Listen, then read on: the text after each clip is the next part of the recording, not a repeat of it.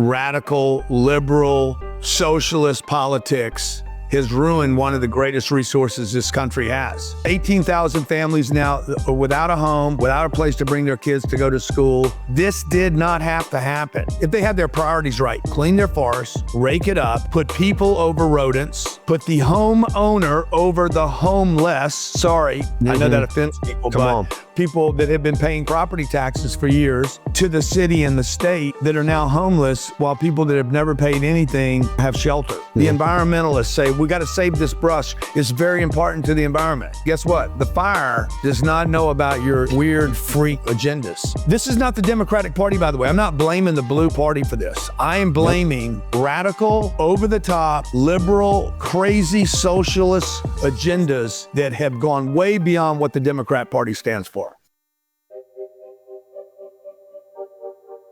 Shawn French, what up?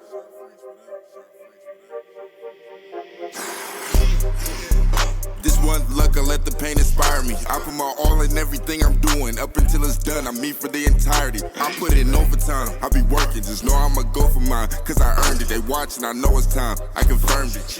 A whole society determined. What's up, everybody? Welcome back to another episode of the Determined Society. I'm your host, Shawn French, and today I have with me someone who really doesn't need an introduction. They call him Uncle G, Uncle Grant, Mr. 10Xer, best-selling author, massive entrepreneur, real estate mogul, unbelievable humanitarian, doing amazing things out in California right now. We're going to have an amazing show. Grant Cardone, welcome to the show, buddy. Hey, Shawn, great to be with you, man. Look forward to doing this. After all these years, man, this is just really cool to finally get to meet you and have you on. Well, yeah, we got to do this in studio one day. So we'll have you over here. You come over from the Alligator Alley, see if you can make it all the way to Miami and we'll chop it up together.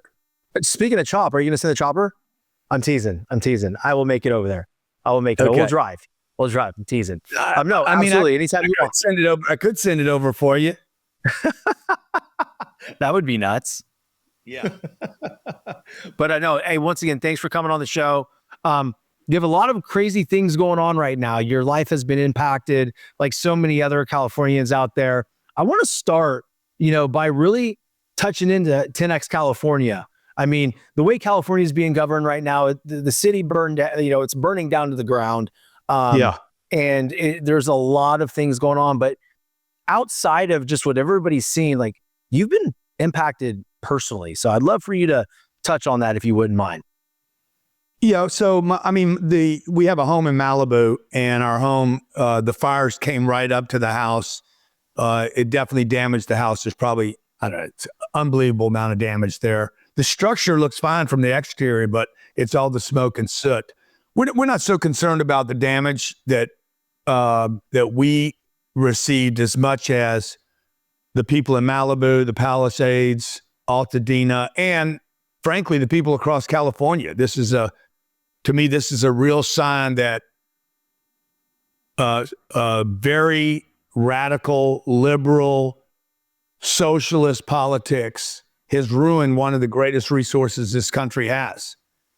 And so the fires were one thing, the house being impacted. I called my kids one morning. I said, hey, there's a good chance the day after the fires, the height of the fires, our house was on fire. I'll get you those images so you can insert them. And I said, there's a real good chance we lose the house today. My wife said, oh yeah, we're losing it for sure. I said, I think there's a 75% chance we don't lose it.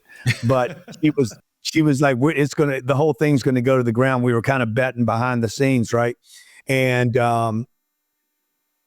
while that was terrible and everything, dude, it's just one house, but it's my 18 neighbors that burned to the ground to the west of me. We live on the coast on a beach called Carbon Beach.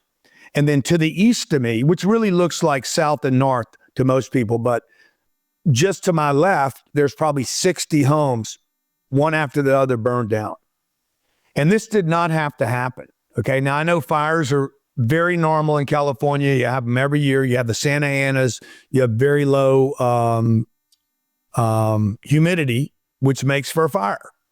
And the problem is it didn't have to happen, because if they would clean their forests, if they had their priorities right, clean their forests, rake it up, put people over rodents, put the homeowner over the homeless. Sorry, I know that offends people, Come but on. No, right it's now, great. Yeah, I like it. yeah, what you have right now is people that have been paying property taxes for years, making, commitments to 30-year mortgages, paying taxes to the city and the state that are now homeless, while people that have never paid anything have shelter. And you have like crazy things, bro. Like they're trying to save brush. The environmentalists say, we got to save this brush. It's very important to the environment. Guess what? The fire does not know about your initiatives or your weird freak agendas. So there's 18,000 families now without a home, without a place to bring their kids to go to school. You probably have somewhere between $500 and $700 billion worth of damage. This did not have to happen. Okay. And that's what I want the American people to know, and people in California. This is not the Democratic Party, by the way. I'm not blaming the blue party for this. I am blaming radical, over the top, liberal, crazy socialist agendas that have gone way beyond what the Democrat Party stands for.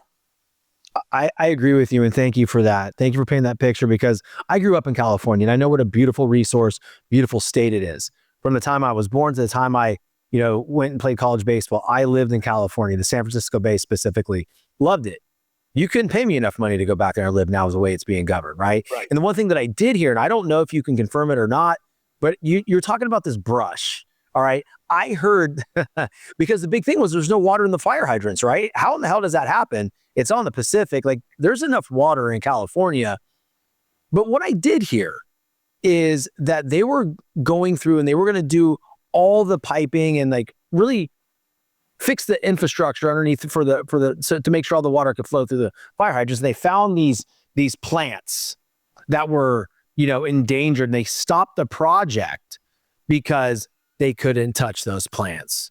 I don't know if that's true or not, but it kind of sounds like it's in line. Bro, look, none of that even matters at this point. What matters when you have a situation like this, what you do is you're like, okay, what caused it doesn't matter. We got to fix it. Okay. Now, and then go back and look at what caused it. Now what'll happen when you have an emergency? This is why leadership is so important in politics. You need business people, entrepreneurs, problem solvers, people that can think critically and prioritize. When you have an emergency like this, the priorities go into place. Like, forget the politics. None of that matters. Who did it? Who done it? What happened? Not all that's later. Now it's, okay, clean up. First thing you got to do is clean up. It's been 35 days, man, and nothing has been picked up. Not one thing.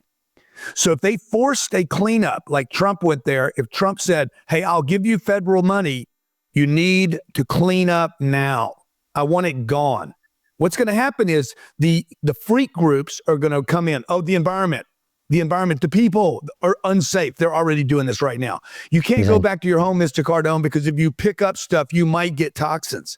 Bruh, the toxins have been released on 40 million people already. Stop it. This is fucking nonsense. Okay? Come on. The toxins are out. That's not the priority now. The priority is the cleanup. Now, the fringe groups are going to say, yeah, but the cleanup's going to stir up the toxins. The toxins are already in the air. They're on the beach, in the atmosphere. But they're there. Clean up, pick up, move. Okay. Right. Now, there's out of those 18,000 homes, Shawn, there's probably, I'll bet you there's 9,000 or 10,000 property owners that'll be like, I'll clean up my own shit today. Just let me on my property. I'll rent the truck. I'll pay for the truck. I'll move it. I'll get in a hazmat suit or not. Maybe I won't. Maybe I'll just clean it up, and I'll start moving stuff to the design place to go bury these materials. So that would be the first thing that would happen. If I was in charge, it'd be like, move it now. And I don't want to hear one fucking reason why not to. Number two, the rebuild should be taking place while we're doing that so that people could be permitted immediately via AI and kiosk machines, not people.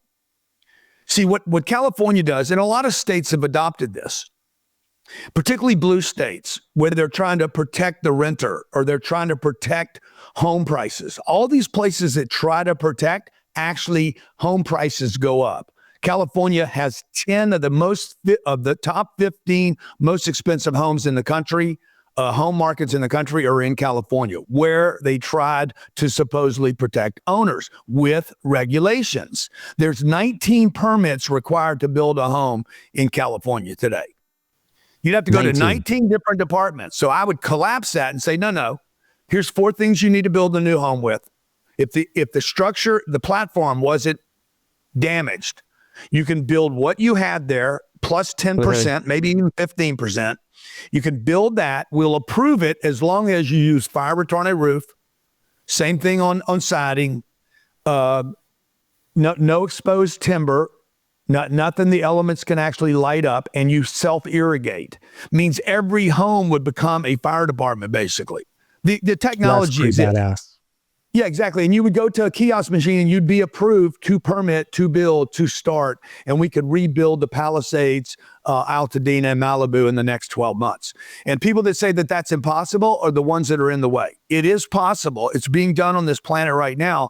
Like Dubai's being built in 7 months now. They can take from start to finish and complete a building. And their builds are elaborate. They're not just homes. They're elaborate. They're elaborate fucking builds in Dubai. Yeah. So let's be honest, right?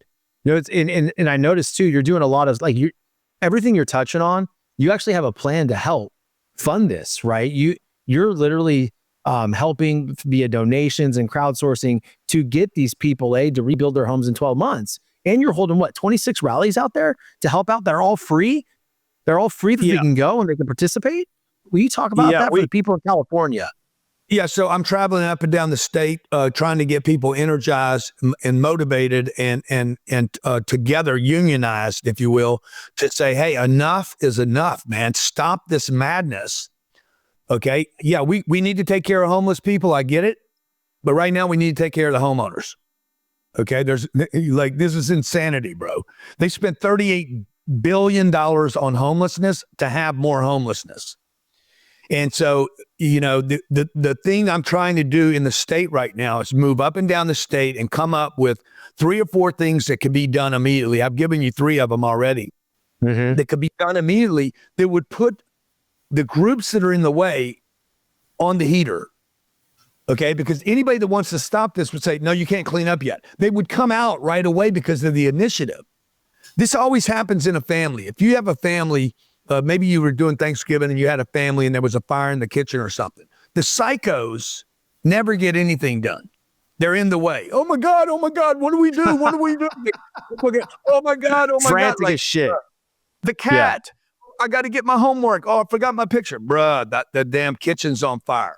First you put the fire out. You don't worry about your sweet potatoes that are going to get burnt. Okay. So the emergency creates an opportunity to see where the insanity is and where the sanity is. So when I saw the fires, I'm like, I'm going to bring my sanity to California. The first thing to do is to see if people even want change. Because if you guys want the place to burn down, fuck it, I'm leaving. Burn it down. Yeah. Okay. Yeah. It's a shame because it's the greatest resource this country has is the state of California. As a state, absolutely, there is nothing more valuable financially. The resources it produces, the technology and innovation that's come out of California. I mean, you got 4 companies over there worth $15 trillion that could easily solve this problem of irrigation and getting water to homes, et cetera. So we're just going there trying to light people up, get them excited, get them focused, see if we can put people together. One initiative was to try to recall Newsom and Karen Bass. I don't think that that's as important right now, personally, as it is to simply start registering people that are no longer happy as Republican voters. Not that they're Republicans any more than Democrats are Democrats. Let's face it, man. When shit hits the fan, nobody cares about how you vote. But if we can get enough people that are unhappy to register red today, right now this morning, costs nothing to do it, and send that to Sacramento, Sacramento would get a message, they're serious this time. We need to do something. The people aren't happy. And at this point, they would then say, Coastal Commission, stand down for the next 18 months. Or they wouldn't, because they probably can't. All right, you see what I'm saying? It's like a Doge effort on California where all of a sudden the transparency pops off and you see who's in the way. You see who's the psychos, the insane, and you see where the sanity is. And hopefully California will stand up and vote out the insanity. I hope so too, because it's hard to watch. And I think the biggest thing for me is that when I look from afar, I always think about children. I think about families. I think about how these people are not just displaced, but they've lost their whole lives, with the exception of their hearts still beating, right? Maybe some people did lose their lives. Like, going back and being in California, have you been able to have a pulse on how these people are feeling emotionally and how they're dealing with it? Dude, it's awful, right? Like, we're always talking about the down and out in the society and the people, the drug addict. You got more drug addiction in California than you have anywhere. On the streets, you can access drugs on the streets today. The homeless problem. There's all these problems that are obvious in the state of California. And then there's the not obvious. I've been talking about this for 10 years now. The middle class is the not obvious suffering class in this country today. Mm-hmm. You have people in the Palisades and Altadena and Malibu. I know nobody feels sorry for him because the guy had a $5 million house, but people don't understand how he got the $5 million house. No shit. His grandmother bought that house, was lucky enough to buy the house or be given it by her husband or whatever, 45 years ago for $40,000. And that house is worth $5 million today. Not because she did anything. In fact, she couldn't even buy her own house. Mm-hmm. Well, her house was burnt down. She has no place to go. She has no restaurant. She doesn't have the money to stay in a hotel. Okay. The government's not there to help her right now. The state's broke. The state's going to be like, okay, we're going to get you back in, grandma, as soon as we can. What are you talking about? It's going to be 18 months right now for a cleanup. It'll be 5 years for a build out. She's 84 today. She won't get back into her new home until she's 90 years old. This was supposed to be her golden years. That's sad. And that's for the audience listening and watching. That's what I want you to tune into. There's a real problem in California. And this is the problem, right? The fire, yes, absolutely. But it's the thereafter. So if you're in California and you heard Grant say, if you can just register red, Sacramento, enough of you do it, Sacramento is going to get that tip off, be like, okay, these people are pissed, right? And again, Grant, it's not about, red or blue, right? We know that, but it's about making a change and making a difference. And right now, there needs to be some extreme effort out there to help these damn people. I mean, that grandma's never getting back into her home. Granted, she may live to 90, hopefully, and get back there. But what if she doesn't, man? Bro, but here's the problem, right? Even if she goes back there when she's 90, if it rebuilds, if she has the money, none of which she does, by the way. Because you got to remember, right?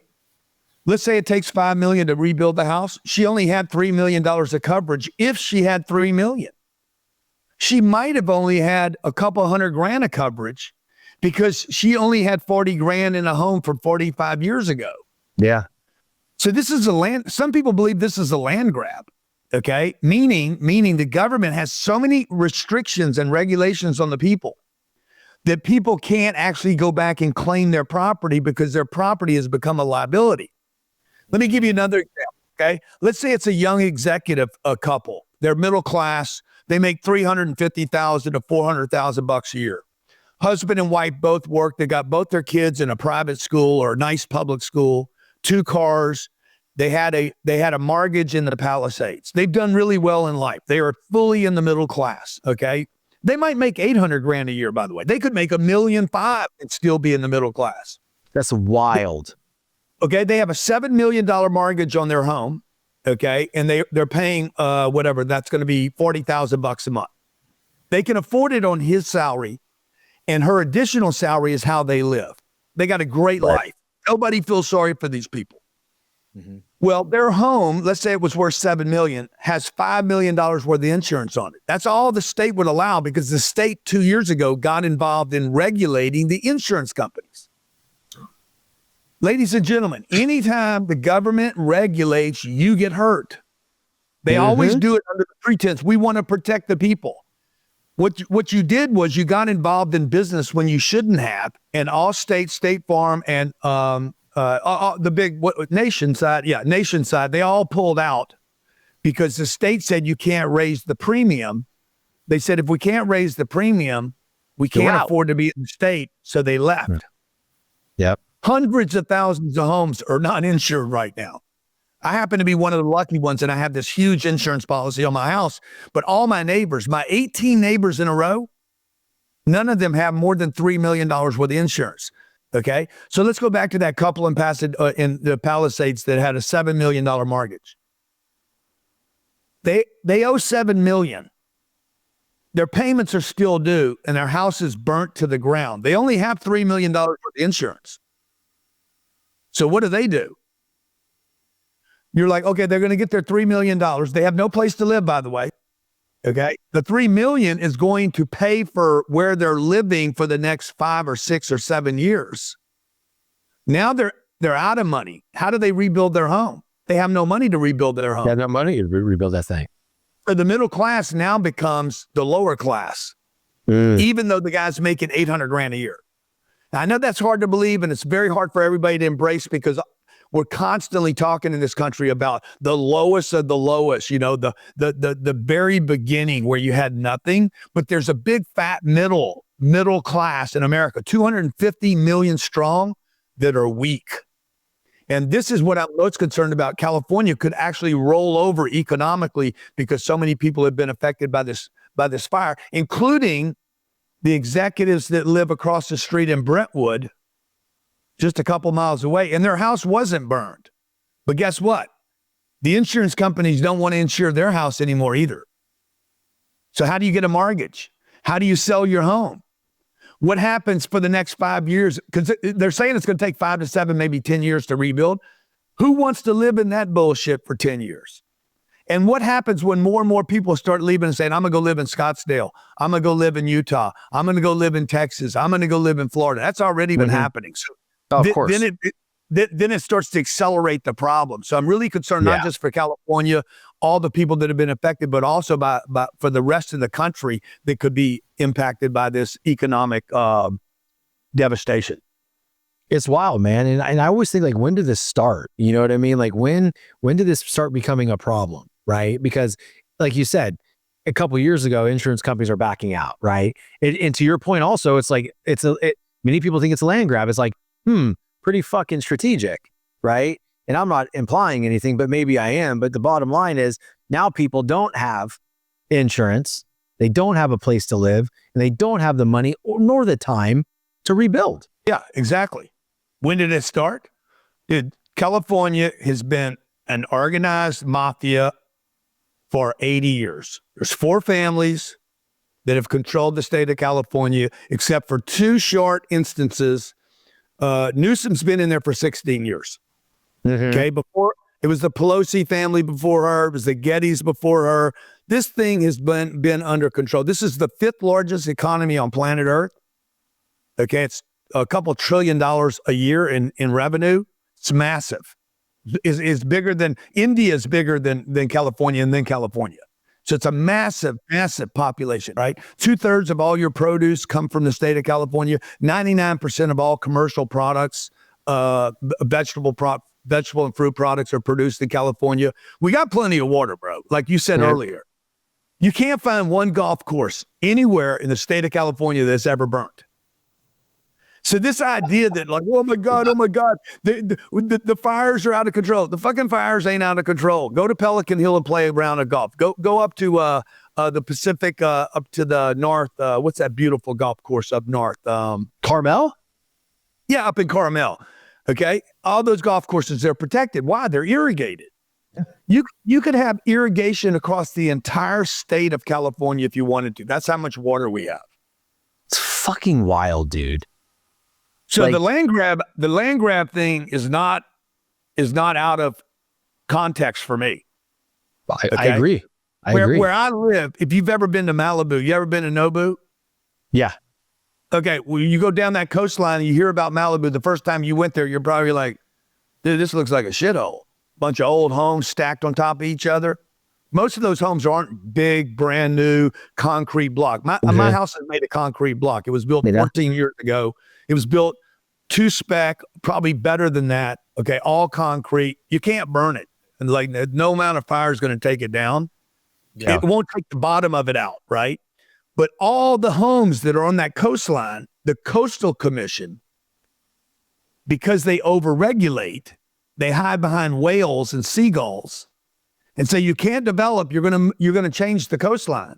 Hey, guess what? Mother Nature just changed the coastline forever. Sure did. Now, I don't know if that's their intention, because if you kind of, connect the dots, most of the people that live on that beach, that's called Billionaire Beach. Most of them are not billionaires, and most of them will not rebuild. Right. So you're going to end up with 4 or 5 families. I'll be one of them, by the way. I'm one of the blessed ones. You're going to have 4 or 5 or 6 families that own the entire beach. And maybe the state walks in and says, hey, we'd like to just buy you guys out. And make it a public beach now for everybody with no homes. Wow. Property seizure, man. Make it That's some impossible wild for shit. you to own anything. New world order. You will own nothing and you will be happy about it. It's starting to all make sense, and it's starting to unfold underneath all of our noses. I mean, to be quite honest, right? Everybody can deny it, and you can look at it, and you can try to, turn a blind eye to it. But I mean, if you open your eyes, I mean, shit, there could be arguments made. Yeah. Online voter registration, California. If you guys go online, register to vote in California. By the way, some people say you can live anywhere you wanted to. All you need is an address now, and you can vote in California. Really? Like, you just need an address. No voter IDs allowed in California. So you're in Naples. You got a buddy that lives in California. I can vote in Cali. You could at least register. Look at that, man. If 1 million people registered as red voters today, Sacramento, Pelosi will be the first one to see it while she's laying on her side, her broken hip. And she'll be like, uh-oh, they're pissed off now. You're wild, man. You're wild. Dude, that's all interesting stuff. I want to shift gears real quick. All right. Brother, you have put together a series of conferences that have been the most massive fucking thing on the planet. Yeah. And the last one's coming up, bro. And you just released, dude, the last one. Damn it. I haven't even made it to one yet. I might have to go to this one. Oh, dude, you got to go, bro. You got to go. Just do yourself a big favor and go. I put on the best show in the world. Like, I know I'm a big promotional guy and I promote all the stuff that I do, but I'm telling you, these shows that I do, how do you sell a show and nobody knows who's coming? Like, one of the things I'm most proud about. That's some wild shit. Well, I mean, dude, that right there, brother, like that's some fucking Houdini shit, man. But if you look now, you go back to past speakers, right? You got Tom Brady, Wyclef. I mean, Alex Rodriguez. I mean, just Trump, name it. Like, you're going to trust that someone dope's going to be there and you're going to go, right? It is the ultimate flex. The ultimate flex is I'm doing a conference. 30% of our tickets were sold without a date or a location. That's a flex. Okay. It's fucking wild, man. Like, I do a lot of bullshit because I, as a privately held business owner, like, I like to do stuff that I personally have as my little personal flex. Like, one of my flex is to sell an event out without an agenda of speakers. It's wild. And people come there and they're like, can I see the schedule? No. There's 3 people that have the schedule. Nobody else has it. Like, nobody knows anything. I know what's going to go on, which requires a tremendous amount of trust. Oh, and exactly. For a guy that's been hated on the internet. I love my haters, by the way. Dude, you get fucking torched, bro. For a guy that gets hated this as much as people hate on me, and I'm just trying to help people, by the way. Dude, it's crazy that for all that hate, which is nothing compared to the amount of trust that people give me, because they come to these conferences not knowing who's going to be there. And we have never literally the response from our audience is, man, you over deliver every time. Oh my God. I got people that have been to 9 of them. And they're like, everyone has been better than the one that preceded it. And the prices have gone up. The prices are stupid, completely ridiculous. I confess, over the top, too much, expensive, but they're still cheaper than what I'm paying. Okay. A $30,000 seat is still cheaper than the $10 million I paid to put the event on. You spend $10 million putting on that event. Every one of those events has cost me somewhere between $6 and $14 million. This was going to cost about 10. See, that's the interesting thing, right? Because when people lack perspective, they can make a lackluster opinion. $30,000 for a seat. What the fuck? This dude's putting $10 million on the line. Yeah. Hell yeah, it's going to be $30,000, right? Look, there's only a couple people that pay $30,000, but those are select seats in the room. Mm-hmm. But most of those seats are going to be. I think there's a seat right now you can buy for $1,000 or $1,500. There's $997 for one. Yeah. So that's an executive seat. It's a great seat, by the way. Every seat in the house is great. There's 6,000 people will be there. This is going to be over the top this year. I just confirmed 3 more speakers yesterday that I was adding. Jared's like, it's too many now, bro. I said, nah, don't worry about it, bro. It's going to be fine. Like, everybody's going to forgive us. It's going to be fantastic. Everything's going to be okay. Yeah. So I hope you come. I hope you and your fans and your followers come. I'd love to have you there. Well, dude, I think we're going to probably make that happen. I'm excited about it. Your musical lineup you did release, though. Yeah. Share with the audience the musical lineups. It's pretty dope. We got Rick Ross. We got Rick Ross entertaining us one night. Mm-hmm. Fat Joe's going to do the registration. Wyclef is coming back. I had a blast with Wyclef at a party once, and me and him became kind of friendly. And then we'll have some other people that probably stop in and chop the place up. Oh, so they see that cliffhanger. My boy's leaving cliffhangers. I like that. Maybe somebody else. Maybe. Look, I was doing an event once. I was in Vegas. I think it was when I had Kevin Hart there. Mm-hmm. And one of my staff comes to me, Dana White's here, and he wants to talk to you. I said, fucking let him in. So Dana comes in, he's like, hey, Grant, look, I just wanted to come by and see what you're doing. I live here, and I heard you had this event going on. This was at Mandalay Bay, and it was, I don't know, there had to be 12,000 people there. He's like, you mind if I go in there and look? I heard people are paying $20,000 to sit in the room on a weekend for 3 days. How do you do that? And so I brought Dana in, then I had him on stage. I ended up doing an interview with him, like improv.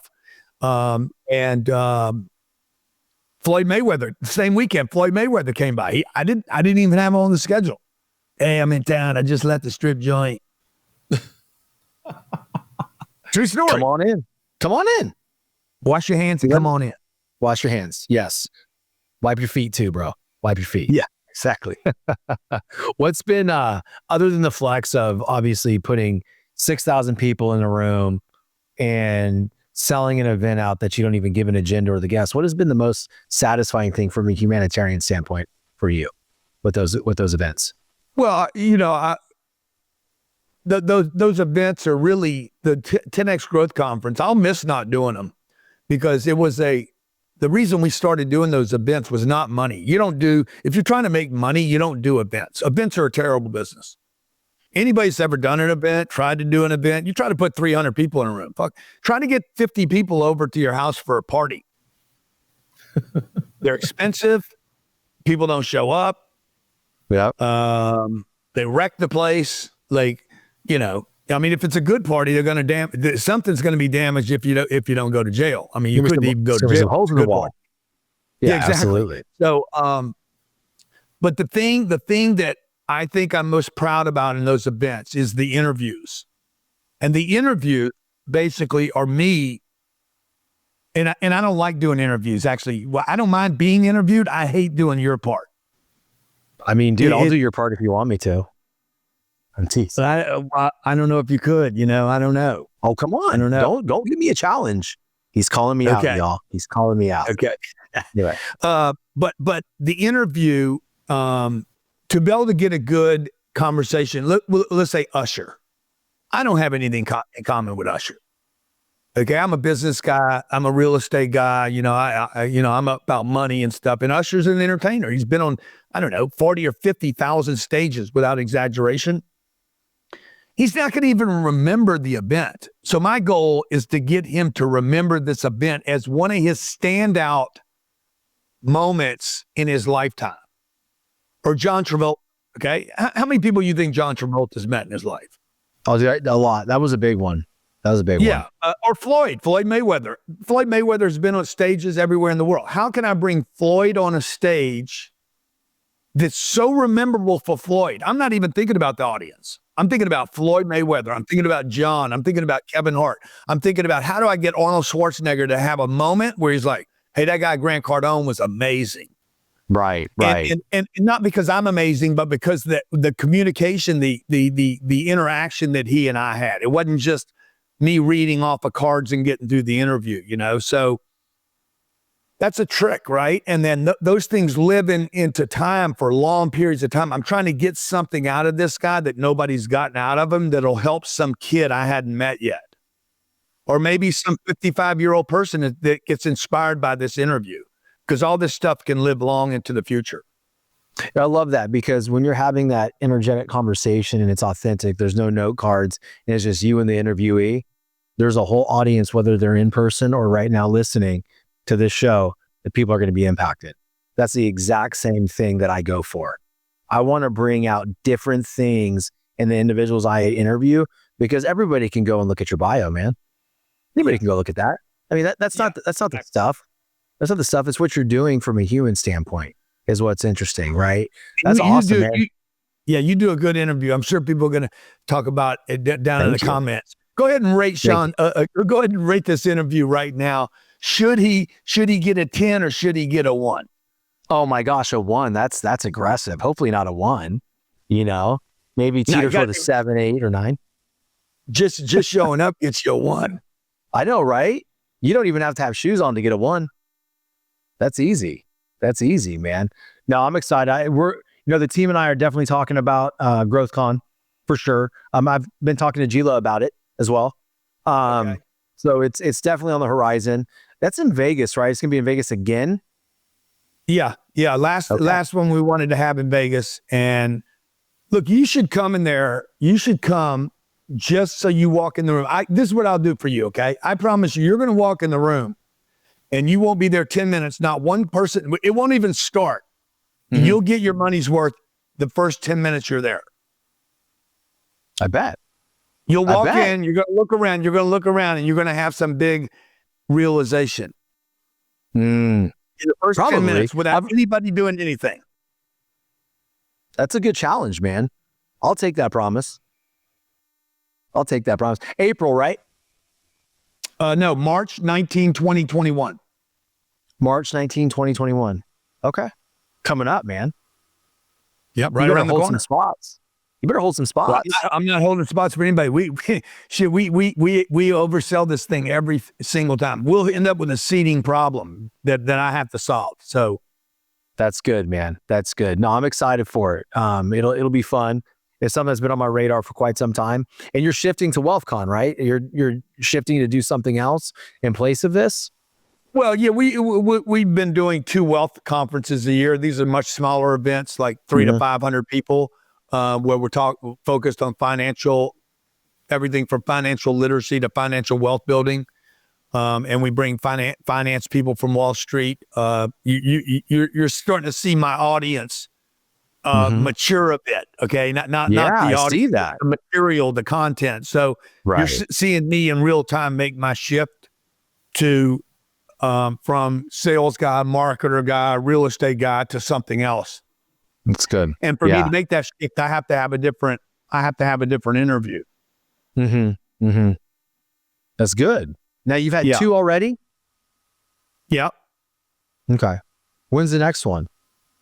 I don't know when the next wealth conference is. You guys know when that is? Probably April, May. Okay. Yeah. And you typically have those here in Florida? Do you have them in Florida on campus? Yeah. And what I do is I bring people in to talk about, like I was just at Cantor Fitzgerald. That's Howard Lutkin's, that's the Commerce Secretary now. His company, they've done, I don't know, hundreds of billions of dollars in real estate transactions. So I'll start bringing those guys in from Wall Street and big banks to talk about hacks and little fissures and opportunities in the marketplace.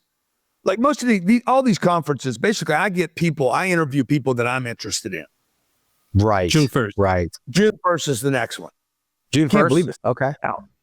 So what makes for a good interview though, right? And you're able to give the audience and the people in attendance much more value if you're interested in that person, right? yeah. I mean, that's Like I've the interviewed point, right? people that I interview people that managed the 2008 global crisis. Like, like how do you do that? How do you go through a $5 or $6 or $700 billion, almost $1 trillion of money was transferred?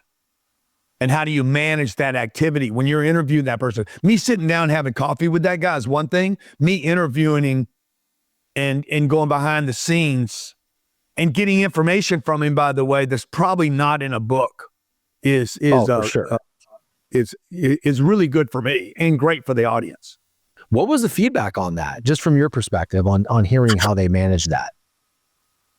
Oh, dude, it's about confidence. It's about critical thinking. It's about what's most important right now. Not all things are the same. How do you manage priorities? What's your priority intelligence like, not your IQ? Like Elon is a very high IQ, but he's also extremely high on priorities. It's not, all problems are not equal ever. Right. And in life, this will be a great, I bet your audience has a lot of takeaways from this, but is in life, life could sometimes appear to be just overwhelming number of problems, but really there's only one or two problems. Handle those two and the rest take care of themselves. That's good. And it's so damn true, right? It usually stems from either a relationship or financial, right? Or what are your thoughts? Well, like right now in my life, yeah, it would be a financial thing. I got to solve this one financial thing and the rest of it starts kind of, if I do it in the right priority, there's always a solution. To every problem, there's a solution. There just happens to be a better solution. Okay. There's always a better solution. There's always a solution. There's always a better solution. The issue is whether you're handling the right problem or not. And typically managers, mid-level managers, or even business owners simply don't handle the right first problem.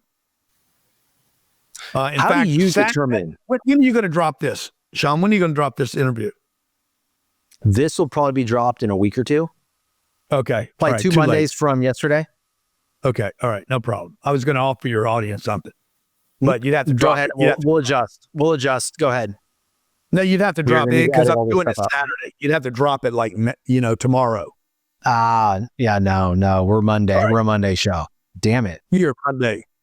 See, I'm an everyday show. I'm an everyday show. You're an everyday motherfucker, aren't you? I love you. You're great. Dude, I'm scared I'm going to miss something, bro. I'm scared I'm going to miss something. I hear that, man. I hear that. But my question, I want to go back to that. Like when you're talking about, high-level executives or just human beings in general, pinpointing that actual problem of what truly is the most important at that moment. A lot of people misland on that, right? How do you determine what is the actual problem that needs to be addressed immediately? Well, number one, I know that all problems are not equal. So that's the first thing to know. Any more than all data is not equal. And as much as you guys want to believe the Constitution that all men were created equal, that's not true either. That's bullshit. Okay, all men were not created equal. I'm not equal to you. You're not equal to me. We weren't created equal. We were created at different times, happened at different times. You came out bigger than I did. Like, whatever, bro. Like, my wife, me and my wife are not equal. Me and my child are not equal.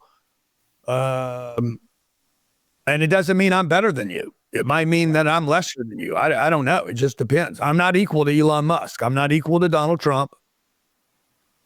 I'm not equal to Abe Lincoln or Muhammad Ali, or I'm trying to cover everybody right now. But so number one, all problems are not created equal. So I have one problem in my life right now. You guys can guess what it is.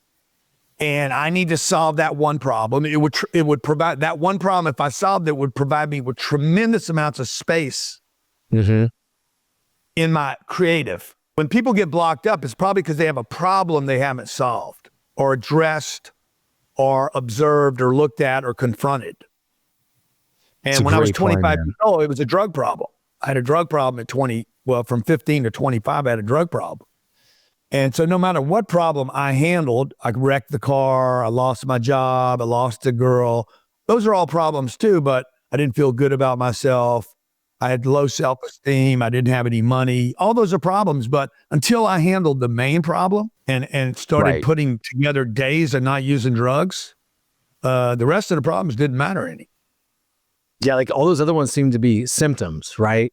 They're symptoms of the main root problem, right? Until you cut the root and fix that, then you continue to have little fucking problems that seem massive, right? Yeah, I could pick the car. I can get another girlfriend. I can get the girlfriend back, which probably is just another problem. It probably is. Yeah. So number one, like I need to find out what the problem is. First, in California, it's clean up, remove the debris, get it off the ground. Second thing is start rebuilding. Let people rebuild, dude. Yeah. And then you'll start seeing stuff go up. You'd see my house being fixed right now in real time if they'd let me go over there. And that would give people hope and confidence and momentum and acceleration. Oh shit, I'm going to build too. Grant's building, I'm going to build. That's how this shit happens, man. Human beings, we need encouragement from examples. I agree. And I agree. That's why your show's so important, because you're offering people examples. That's the thing, right? Is providing enough stories that people can latch onto and say, hey, where I'm at today doesn't necessarily need to be where I end up, right? And we want to give that hope. We want to give people not motivation, but the drive to kind of dive into some discipline and determination and kind of move forward and get out of the shit that they're in, right? That's what it's about. I was on a phone call yesterday with a guy. He's worth $2.5 billion. You would know his name if I told you his name. You've bought his products before, guarantee you. And he's self-made guy, started with $25,000. And I told him, I said, I can't give you his name, but I said, the only thing I don't like about you more than your net worth, because you're worth double than what I'm worth, is that you started with 6 times more money than I did. He's like, Grant, I only started with $25,000. I said, I started with 3, He's like, well, that's almost 7 times. So, but he was saying years ago, about 8 years ago, he had a 200-foot Fed ship. Big. He built his own boat, his yacht. And at that time in his life, in his 40s, he was not happy. He was just indulgent. Partying, women, the life. He says, Grant, I'm building another boat right now, but next time it's going to be for the new version of me. And to your point, Shawn, about like, who are you going to become next? Yeah. And that's why podcasts like this are important.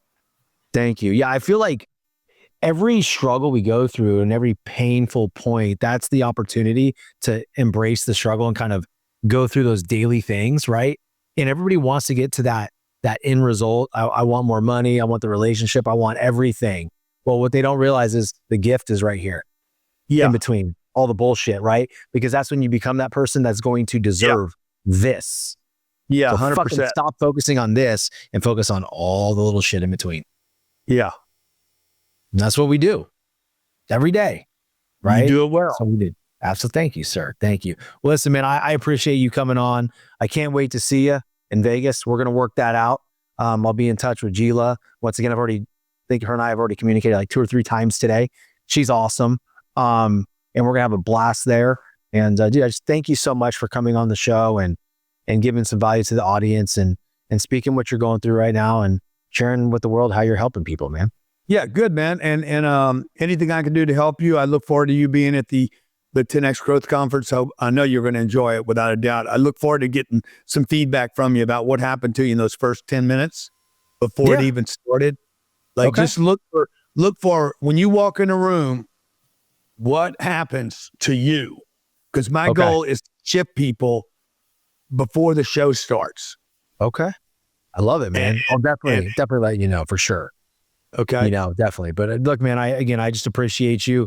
For the audience, please, if you're hearing this, check out GrowthCon. If you can get there, get there. You won't be disappointed. And also go to 10xcalifornia.com. It'll be in the show notes. I want you to see how you can help out Californians rebuild and give back to the cause and help Grant spread the awareness and the word to make California a better place. So until next time, guys, share the show with someone you know, love, and trust that needs to hear the message. And until then, stay determined. Shawn French, what up?